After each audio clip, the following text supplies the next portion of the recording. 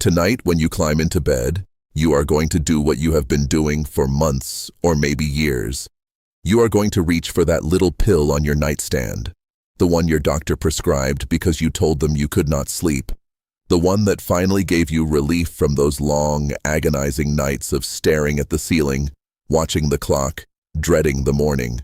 You are going to swallow it with a sip of water, close your eyes, and within 20 minutes you will be unconscious, not asleep, unconscious. And there is a difference, a critical, devastating difference that nobody explained to you when they handed you that prescription.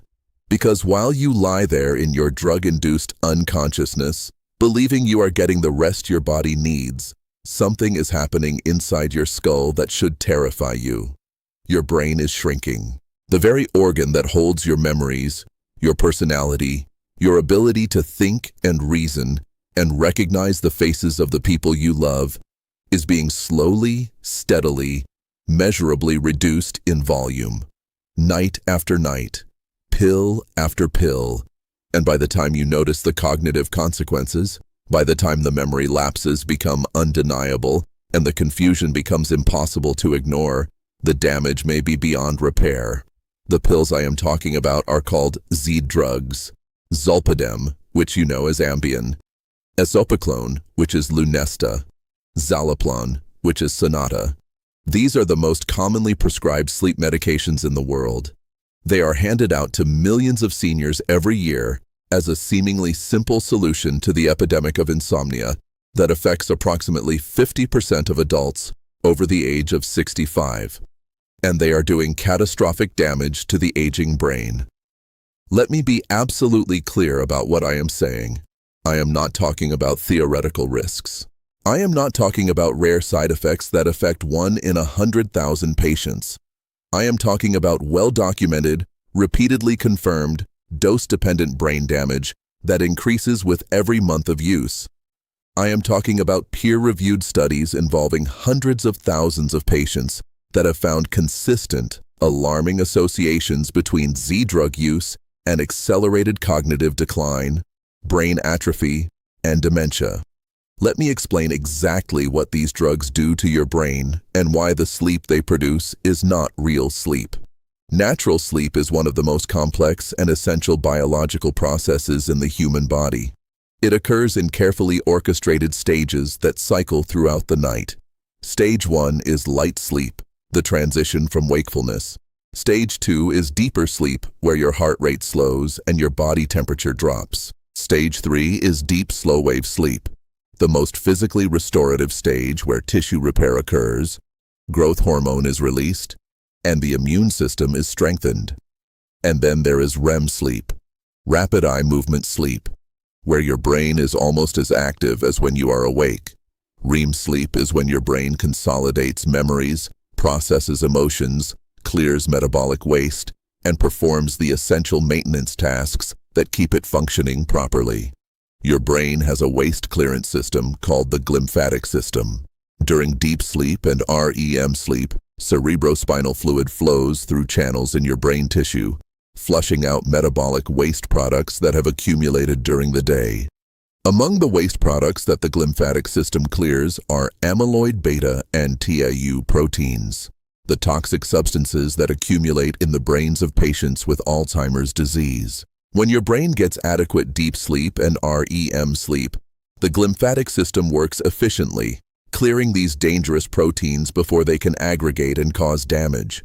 When your sleep is disrupted, or when the architecture of your sleep is altered, the glymphatic system cannot do its job effectively, and these toxic proteins begin to accumulate. This is where Z drugs become so dangerous. Z drugs do not produce natural sleep. They produce a pharmacologically induced state of unconsciousness that mimics sleep but lacks its essential architecture. Z drugs work by binding to GABAA receptors in your brain, the same receptors targeted by benzodiazepines like Valium and Xanax, though at different subunits. By enhancing GABA activity, Z drugs suppress brain activity across multiple regions, effectively sedating you into unconsciousness. But this sedation does not follow the natural pattern of sleep stages. Studies using electroencephalography, EEG recordings of brain activity during sleep have shown that Z drugs significantly reduce the amount of time spent in deep, slow-wave sleep and alter the timing and quality of REM sleep. The sleep you get on a Z drug may last 7 or 8 hours, but the restorative quality of that sleep is dramatically compromised. You are unconscious, but your brain is not getting the maintenance it needs. The glymphatic system is not clearing waste effectively. Memory consolidation is impaired. Cellular repair processes are disrupted. You wake up feeling like you slept, but your brain did not get the deep, structured, restorative sleep it desperately requires. Night after night, month after month, year after year, this impaired sleep quality takes its toll. The toxic proteins that should have been cleared accumulate. The neural connections that should have been strengthened weaken. The brain tissue that should have been repaired deteriorates, and the brain shrinks. Multiple neuroimaging studies have now documented this process. Researchers using MRI scans to compare the brains of chronic Z drug users with non-users have found measurable reductions in gray matter volume, particularly in the hippocampus, the brain structure most critical for memory formation and spatial navigation. The hippocampus is also one of the first structures affected in Alzheimer's disease. Chronic Z drug use appears to accelerate the hippocampal atrophy that occurs naturally with aging, effectively fast-forwarding your brain toward dementia. A large-scale study that followed tens of thousands of older adults over several years found that those who used Z drugs regularly had a significantly higher risk of developing dementia compared to those who did not use these medications. The risk increased with the duration of use and the cumulative dose. Patients who had taken Z drugs for more than 3 years had the highest risk. And critically, the increased dementia risk was not explained by the insomnia itself. Even after the researchers statistically controlled for the effects of insomnia and other confounding factors, the Z drug use remained independently associated with cognitive decline and dementia. But brain shrinkage and dementia risk are not the only dangers. Z drugs create a cascade of additional risks that are particularly devastating for seniors. The first is next-day cognitive impairment. Z drugs, particularly zolpidem, have a half-life that means the drug is still active in your system when you wake up in the morning. This is especially problematic in seniors because drug metabolism slows with age. Your liver processes the drug more slowly. Your kidneys clear it more slowly. The drug lingers in your bloodstream and your brain at higher concentrations and for longer durations than it would in a younger person. The result is morning grogginess, impaired reaction time, reduced alertness, and cognitive fog that can persist for hours after waking. The FDA was so concerned about this that they specifically lowered the recommended dose of zolpidem for women and elderly patients after studies showed unacceptably high blood levels of the drug persisting into the morning hours. This next-day impairment has real-world consequences that are measured in broken bones and lost lives. Seniors taking Z drugs have a significantly elevated risk of falls. Falls are the leading cause of injury-related death in Americans over 65, and hip fractures from falls carry a 1-year mortality rate of approximately 20 to 30%. A study published in a major medical journal found that seniors who were prescribed zolpidem had a dramatically increased risk of hip fracture compared to non-users. The drug that was supposed to help them sleep better was literally breaking their bones. The second danger is complex sleep behaviors. Z drugs are notorious for causing parasomnias, complex behaviors performed while in a drug-induced state of partial consciousness, sleepwalking, sleep driving, sleep eating, sleep cooking, having conversations with no memory of them the next day, making phone calls, sending text messages, even making online purchases while in a Z drug-induced state with no recollection the following morning. These behaviors are not rare. They are common enough that the FDA has required black box warnings on all Z drug medications. For seniors, these complex sleep behaviors are extraordinarily dangerous. A 70-year-old who gets up in a Z drug-induced state and walks down a staircase is at extreme risk of a catastrophic fall. A senior who drives a car while in a Z drug state, which happens more often than you would believe, puts themselves and everyone on the road at risk. A diabetic senior who sleep eats large quantities of food can experience dangerous blood sugar spikes, and the person has no awareness that any of this is happening and no memory of it the following day. The third danger is dependence and withdrawal. Z-drugs were originally marketed as non-addictive alternatives to benzodiazepines. This claim has proven to be false. Z-drugs produce physical dependence, often within just a few weeks of regular use. Your brain adapts to the presence of the drug by downregulating its own natural sleep mechanisms. GABA receptor sensitivity changes. Your brain's ability to generate natural sleep signals diminishes. The drug becomes not just helpful but necessary. Without it, you cannot sleep at all. This is called rebound insomnia, and it is often worse than the original insomnia that led to the prescription in the first place. When a senior who has been taking a Z-drug for months or years tries to stop, the withdrawal can be brutal. Severe insomnia, anxiety, agitation, tremors, sweating, in severe cases, seizures. The withdrawal symptoms are so unpleasant that many patients resume taking the drug, believing that they genuinely cannot sleep without it. In reality, their brain has simply forgotten how to sleep naturally because the drug has been doing the job for so long that the brain's own sleep-generating mechanisms have atrophied from disuse. This creates a devastating trap. The longer you take the drug, the more dependent your brain becomes. The more dependent your brain becomes, the harder it is to stop. The harder it is to stop, the longer you continue taking it. And the longer you continue taking it, the more damage is done to your brain. It is a vicious cycle with no good exit unless you take deliberate, guided action to break free. So what should you do if you are currently taking a Z-drug? First, and I cannot emphasize this enough, do not stop taking it abruptly. Sudden discontinuation of a Z-drug after prolonged use can cause dangerous withdrawal symptoms, including seizures. Any reduction in dose or discontinuation must be done gradually, under medical supervision, with a structured tapering plan designed by your doctor. Second, talk to your doctor about cognitive behavioral therapy for insomnia, known as CBT-I. This is the first-line treatment recommended by every major medical organization for chronic insomnia, and it is more effective than medication in the long term. CBT-I is not just talking about your feelings. It is a structured, evidence-based program that retrains your brain to sleep naturally. It includes sleep restriction therapy, which temporarily limits the time you spend in bed to build stronger sleep drive. It includes stimulus control, which reassociates your bed and bedroom with sleep rather than wakefulness. It includes cognitive restructuring, which addresses the anxious thoughts and beliefs about sleep that perpetuate insomnia. And it includes sleep hygiene education, which addresses environmental and behavioral factors that interfere with sleep. Multiple clinical trials have shown that CBT-I produces better long-term outcomes than Z-drugs.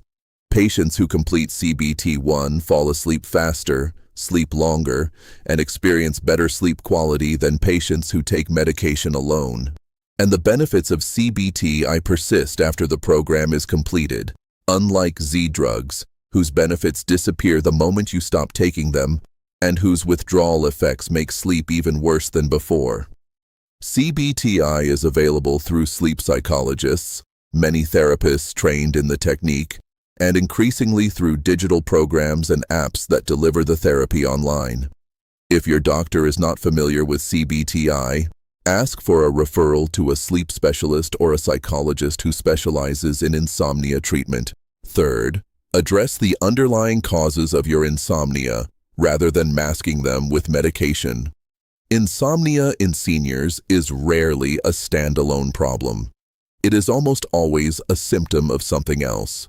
Depression and anxiety are among the most common causes of insomnia in older adults and are highly treatable. Chronic pain from arthritis, neuropathy, or other conditions disrupts sleep and needs to be managed effectively. Sleep apnea, which affects a significant percentage of seniors, fragments sleep throughout the night and causes daytime exhaustion. Restless leg syndrome, an irresistible urge to move the legs that worsens at rest and in the evening, prevents sleep onset, and disrupts sleep maintenance. Nocturia, the need to urinate frequently during the night, is extremely common in seniors and dramatically impairs sleep continuity. Medications themselves can cause insomnia.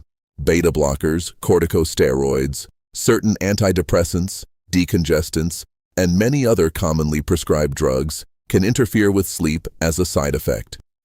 Each of these underlying causes has specific targeted treatments that address the root problem rather than sedating you into unconsciousness. Treating the cause produces better sleep, better health, and better quality of life than any sleeping pill ever could. Fourth, optimize your sleep environment and habits. Keep your bedroom cool, dark, and quiet. Use your bed only for sleep and intimacy, not for watching television, reading on electronic devices, or lying awake worrying. Go to bed and wake up at the same time every day, including weekends. Avoid caffeine after noon. Avoid alcohol within 3 hours of bedtime. Alcohol may help you fall asleep initially, but it fragments sleep in the second half of the night and suppresses REM sleep, producing the same kind of non-restorative sleep that Z drugs produce. Get regular physical activity during the day, but avoid vigorous exercise within 3 hours of bedtime. Get natural sunlight exposure during the day, which helps regulate your circadian rhythm and strengthen your natural sleep-wake cycle. Fifth, consider natural sleep-supporting supplements with caution and medical guidance. Melatonin, the hormone that your brain produces naturally to signal nighttime and promote sleep onset, declines with age. Low-dose melatonin supplementation, typically 0.5 to 3 milligrams taken 60 to 90 minutes before bedtime, can help some seniors with sleep onset difficulties. Unlike Z drugs, melatonin does not suppress natural sleep architecture. It does not cause next-day impairment at low doses. It does not produce dependence, and it does not increase fall risk. However, melatonin is not a sedative and will not knock you out the way a Z drug does. It works by gently nudging your circadian clock toward sleepiness. Magnesium glycinate taken in the evening has mild relaxation-promoting properties and may support sleep quality. Always discuss any supplement with your doctor, especially if you take other medications. I want to address one more critically important point. The medical system bears significant responsibility for the Z drug crisis affecting seniors. When a 68-year-old patient tells their doctor they cannot sleep, the doctor faces enormous pressure, both from the patient and from time constraints, to provide a quick solution. Writing a prescription for zolpidem takes 30 seconds. Explaining CBT-I, arranging a referral, addressing underlying causes, discussing sleep hygiene, all of this takes time that many doctors simply do not have in a 15-minute appointment. The result is that millions of prescriptions for Z drugs are written every year as a quick fix for a complex problem, and the patients, overwhelmingly seniors, bear the consequences. If your doctor prescribes you a Z drug without first discussing non-pharmacological alternatives, without screening you for sleep apnea, depression, chronic pain, and other common causes of insomnia in seniors, and without warning you about the risks of cognitive decline, falls, dependence, and complex sleep behaviors, your doctor is not following current evidence-based guidelines. You have every right to ask questions. You have every right to request alternatives. You have every right to say no. I also want to acknowledge something that I think is important. Insomnia is genuinely miserable. I am not dismissing your suffering. Lying awake night after night, exhausted but unable to sleep, watching your health and your mood and your quality of life deteriorate, is a legitimate and serious medical problem that deserves effective treatment. What I am telling you is that Z drugs are not effective treatment. They are a chemical mask that hides the problem while creating new and potentially more devastating problems. Real treatment addresses the root cause, restores natural sleep, and improves your health rather than eroding it. Your brain is the most complex, most remarkable, most precious structure in the known universe. It contains approximately 86 billion neurons connected by trillions of synapses. It stores every memory you have ever formed.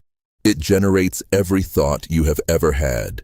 It creates the experience of consciousness itself. It is who you are, and it is being slowly, measurably diminished every night you take a pill that shuts it down instead of letting it sleep naturally. You deserve real sleep, not pharmaceutical unconsciousness. Real, restorative, brain-protecting, memory-consolidating, waste-clearing, natural sleep. And it is available to you. It requires more effort than swallowing a pill.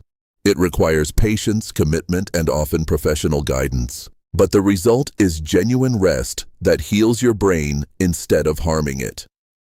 Type sleeping pill in the comments if you are currently taking a Z drug and did not know about these risks. Type CBT-I if you are going to ask your doctor about cognitive behavioral therapy for insomnia as an alternative. I want to hear from you. Share this video with everyone you know who takes a sleeping pill. Share it with your spouse, your parents, your friends, your neighbors. They need to know what these drugs are doing to their brains. They need to know that better alternatives exist, and they need to know before another night of brain damage occurs. Subscribe and turn on notifications. I will keep bringing you the truth about the medications and habits that are silently undermining your health. The things you trust the most are sometimes the things that hurt you the worst. And the truth, however uncomfortable, is always better than comfortable ignorance. I will see you in the next video. There is one more dimension to this problem that I think every senior needs to understand, and it involves the relationship between Z drugs and depression. Insomnia and depression are deeply intertwined. Poor sleep worsens depression, and depression worsens sleep. Z drugs do not treat depression. They do not improve mood. In fact, there is evidence that chronic Z drug use may worsen depressive symptoms over time. The non-restorative sleep these drugs produce fails to provide the emotional regulation that natural REM sleep delivers. Serotonin and other mood-regulating neurotransmitters are not properly recycled during drug-induced unconsciousness the way they are during natural sleep. The result is that seniors taking Z drugs may find themselves caught in a worsening spiral of poor sleep, deepening depression, increasing medication use, and accelerating cognitive decline, each problem feeding the others in a devastating cycle that becomes harder and harder to break the longer it continues. I want to make one final point about the healthcare system's role in this crisis. Pharmaceutical companies spent billions of dollars marketing Z drugs directly to consumers and to physicians. Television commercials showed serene images of peaceful sleep, butterflies, moonlit bedrooms, and smiling seniors waking refreshed. The messaging was clear and compelling. Trouble sleeping? There is a pill for that. Simple, easy, effective. What the commercials did not show was the brain atrophy, the hip fractures, the sleep-driving incidents, the progressive cognitive decline, the dependence that traps millions of seniors in a cycle they cannot escape without professional help. The marketing created demand, the prescriptions flowed, and an entire generation of seniors became dependent on medications that are actively harming them. This is not a conspiracy theory. This is a well-documented pattern of pharmaceutical marketing that has played out with opioids, with benzodiazepines, and now with Z drugs. And the seniors who trusted their doctors and their television screens are the ones paying the price.